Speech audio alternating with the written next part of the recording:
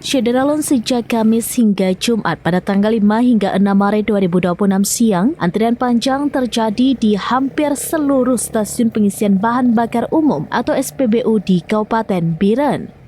Para pengendara roda 2 maupun roda 4 mengantri untuk mendapatkan bahan bakar minyak atau BBM.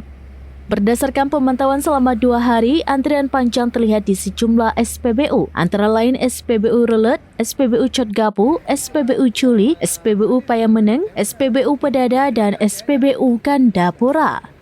Di SPBU Relet, antrian kendaraan roda 2 mencapai lebih dari 200 meter ke belakang SPBU, hampir mendekati RSUD Biren. Sementara kendaraan roda 4 mengantri sepanjang sekitar 50 meter.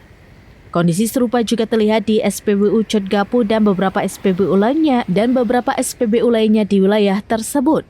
Sejumlah warga menyebutkan antrian panjang terjadi karena kekhawatiran masyarakat terhadap kemungkinan kelangkaan BBM. Informasi yang beredar di media sosial seperti TikTok dan Instagram mengenai menipisnya persediaan minyak turut memicu masyarakat beramai-ramai memadati SPBU. Selain itu, pernyataan Menteri ESDM Bahlil Lahadalia mengenai persediaan minyak yang hanya cukup untuk 20 hari ke depan juga disebut sebagai pemicu kepanikan.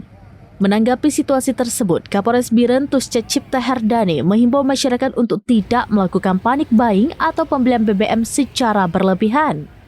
Pihaknya telah berkoordinasi dengan Pertamina dan memastikan stok BBM untuk wilayah Aceh, khususnya Kabupaten Biren, dalam kondisi aman dan mencukupi kebutuhan masyarakat. Masyarakat juga diingatkan bahwa penyalahgunaan BBM merupakan tindakan melanggar hukum.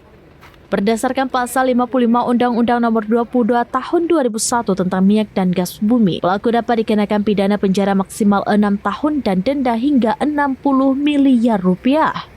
Kapolres mengajak masyarakat menjaga ketertiban dan tidak melakukan pembelian berlebihan agar ketersediaan BBM tetap merata. Jika menemukan indikasi penimbunan atau penyalahgunaan BBM, masyarakat diminta segera melalui layanan polisi 110.